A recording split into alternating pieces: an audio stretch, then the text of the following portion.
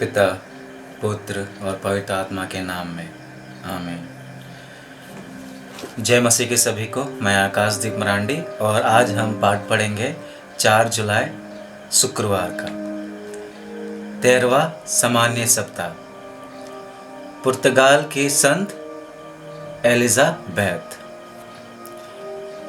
पहला पाठ उत्पत्ति अध्याय 23 पद संख्या 1 से 4 और 19, अध्याय 24 पद संख्या 1 से 8 और 62 से 67।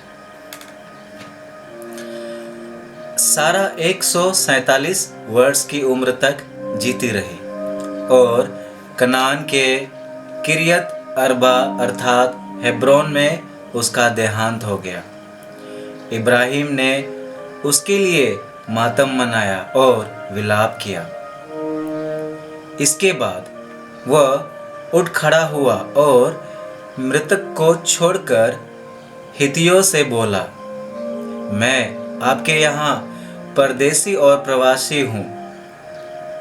मुझे मकबरे के लिए रीति से जमीन दीजिए, जिससे मैं उचित रीति से अपनी मृत पत्नी को दफना सकूं।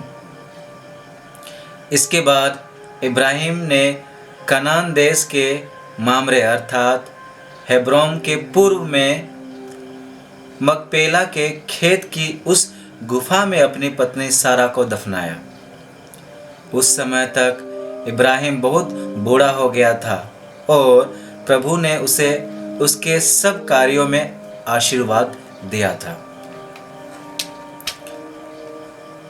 इब्राहिम ने अपने सबसे पुराने नौकर से, जो उसकी समस्त संपत्ति का प्रबंध करता था, कहा, अपना हाथ मेरी जांघ के नीचे रखो और आकाश तथा पृथ्वी के ईश्वर की शपथ लेकर मुझे दो कि जिन कनानियों के बीच मैं रहता हूँ, उनकी कन्याओं में से किसी को भी मेरे पुत्र का पत्नी नहीं बनाओगे, बल्कि मेरे देश और मेरे संबंधियों के पास जाओगे और वहां मेरे पुत्र इसहाक के लिए पत्नी चुनोगे। नौकर ने कहा, हो सकता है कि वहां कोई ऐसी स्त्री नहीं मिले जो मेरे साथ इस देश आना चाहती हो, तो क्या मैं आपके पुत्र को उस देश ले चलूं जिसे आपने छोड़ दिया है?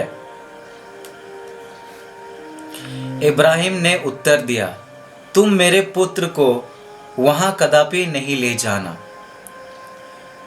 प्रभु आकाश और पृथ्वी के ईश्वर ने मुझे मेरे पिता के घर और मेरे कुटुंब के देश से निकाला और शपथ लेकर मुझसे कहा कि वो यह देश मेरे वंशजों को प्रदान करेगा।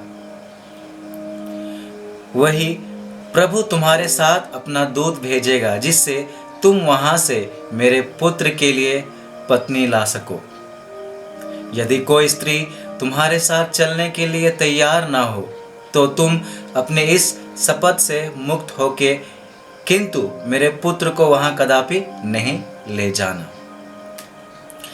इसहाक लहे रोई नामक कुएं से लौटा, क्योंकि उस समय वो नेगेव प्रदेश में रहता था। इसहाक संध्या समय खेत में टहलने गया और उसने आंखें उठाकर ऊँटों को आते देखा। रिबेका ने भी आंखें उठाकर इसहाक को देखा। उसने ऊँट से उतरकर सेवक से कहा, जो मनुष्य खेत में हमारी ओर आ रहा है वो कौन है? सेवक ने उत्तर दिया, वो मेरे स्वामी है। इस पर उसने पल्ले से अपना सिर ढक लिया। सेवक ने इसहाक को बताया कि उसने क्या क्या किया है। इसहाक रेबिका को अपनी माता सारा के तंबू ले आया। उसने उसके साथ विवाह किया और वो उसकी पत्नी बन गई। इसहाक रेबिका को प्यार करता था और उसे अपनी माता सारा के देहांत के बाद सांत्वना मिली। सुसमाचार मत्ती अध्याय 9 पद संख्या 9 से 13। ईशा वहाँ से आगे बढ़े।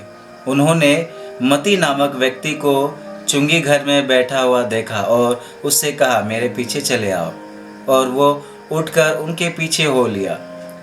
एक दिन ईशा अपने शिष्यों के साथ मती के घर भोजन पर बैठे और बहुत से नाकेदार और पापी आकर उनके साथ भोजन करने लगे। ये देखकर फरीसियों ने उनके शिष्यों से कहा, तुम्हारे गुरु नाकेदारों और पापियों के साथ क्यों भोजन करते हैं? ईसा ने यह सुनकर उनसे कहा, निरोगियों को नहीं, रोगियों को वैद्य की जरूरत होती है। जाकर सीख लो कि इसका अर्थ क्या है। मैं बलिदान नहीं बल्कि दया चाहता हूं। मैं धर्मियों को नहीं पापियों को बुलाने आया हूं। चिंतन। मनुष्य भले ही लोगों की नजरों में नग्न हो, पर ईश्वर सभी मनुष्य को बहुमूल्य रत्नों के रूप में देखता है। दी गई अद्भुत विशेषताओं के अनुरूप वो उन पर और भी आशीष बरसाता है ताकि उसके व्यक्तित्व में निखर आए। पर ईश्वर स्वयं इन आशीषों की क्रियाशीलता के लिए जिम्मेदार नहीं है। वो मनुष्यों की भी भागीदारी चाहता है। उन्होंने हमें योग्यता तो दी है, पर इन योग्यता के परे वे हमारे श्रम की भी कामना करते हैं।